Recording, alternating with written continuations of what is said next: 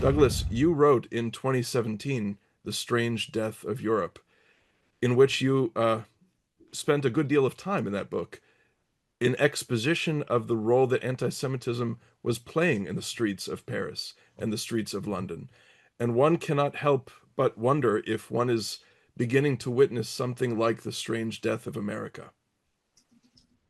I think that's to overstate it at the moment, but I would just start answering that by saying that the sheer, just going back to a point I made before, which is the sheer boiling point that seems to be emerging everywhere is it's it's not just in America, it's very much in Europe, of course. And I just mentioned in passing, I was speaking at an event for a Dutch organization last Sunday, which is the main Dutch monitoring center for anti-Semitic crimes, and which really is the best defense institute called CD in Amsterdam. And I was speaking. There was an Israeli speaker, Ayan Hirsiali, was speaking, and the building we were speaking at in the center of Amsterdam was defaced by red spray paint early in the day.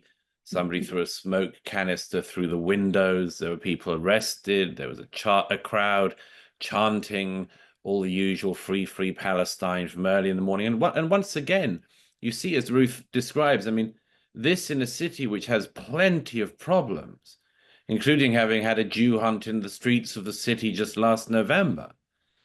Um, in the midst of all this, it is, as Ruth said, it's so easy everywhere in the world for these people not to look at their own failings, not to look at what is wrong in their societies, but to stand outside a hall on a Sunday and scream about the Jews. And from Amsterdam to Washington, D.C., this has been the tenor of, particularly, as I say, the period since October the 7th. I think there are early warning signs of which we've remained almost incapable of rising to the challenge of. The most obvious one is the one that has been thrown up very visibly. I don't really like to linger on the campus issue because most people don't go to Ivy League universities anymore, thank goodness. And so it's always sounds like a rarefied point to make to say it, but just consider the way in which most of the Ivy League universities in the last 2 years have permitted violence and intimidation as the norm and pretended that figures like those at Columbia University are free speech martyrs, when in no other situation would they have got away with this if they'd have done this against any other minority. And, people say, well, the limits of free speech and so on. Nobody has yet been able to persuade me that if for the last 2 years there had been people from abroad coming into America using their time on student visas to call for the lynching of Black Americans, nobody can tell me that from right to left or from the universities to people in politics, nobody can persuade me that this would have been a mere free speech issue. It would not have been. People would have said from the get-go, I would have thought no more than 24 hours, whether I think under a Democrat or a Republican government, they would have said, no, we have no need in our society for importing of racists calling for racist violence. And yet, in the case of the Jews, yes, that's been permitted and more than permitted, encouraged. Ruth quite rightly brings up the case of Qatar. And I would say, and I say this in my New York Post column tomorrow, because I'm deeply worried about the blind spot that exists in DC about Qatar. Um, One of the main, those of you who follow Memories dispatches will have got this earlier. Um, One of the main Qatari government dailies wrote today on the pages of their newspaper in Qatar, um, where would the Zionists be if there were a few more people like last night's assassin in Arab countries that maintain ties with Israel? So there is a Qatari paper using its government-run privileges to say, why don't we get the assassins out across the rest of the Arab world, across the countries that are normalizing relations with Israel?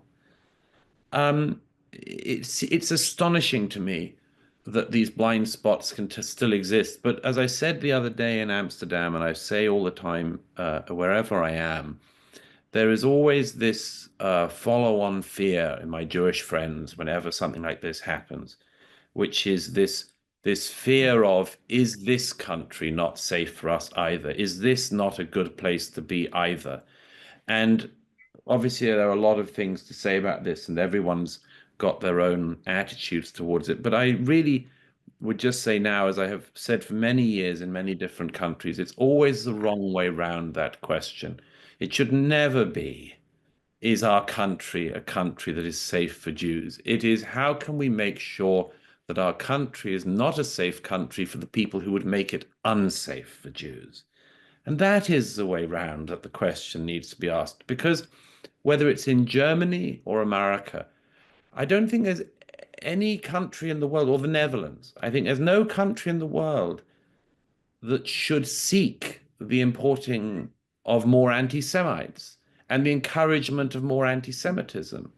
And until we realize how much of this has been done deliberately against our societies, and I'd just add one other thing, a point I've tried to make very often in recent years, but takes on a certain piquancy today, has been the point, as Ruth has said many times, that of course it's the anti-Semitism issue is the first sign of all of these other issues boiling up, all the other rats coming out of the sewers and causing the other plagues in the society.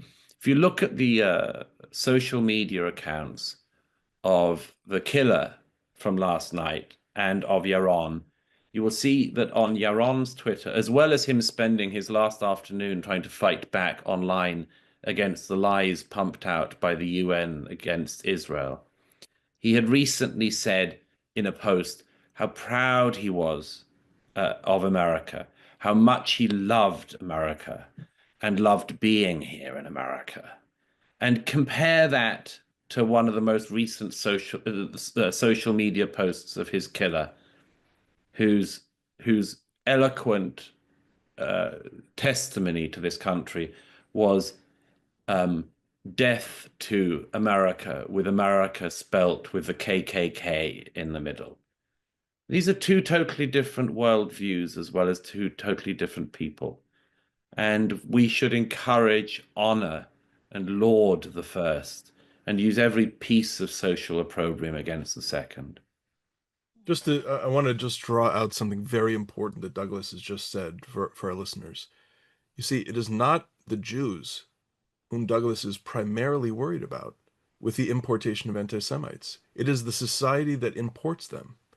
And you see how dark and rotten and horrible those societies become when they embrace this politics of avoiding responsibility. If I may say one other thing quickly on that, Jonathan, it's important to stress, because I think this will come up in the coming days, is that it seems that the killer last night had no, he was not of a Muslim background, he was not a radical jihadist or anything like this.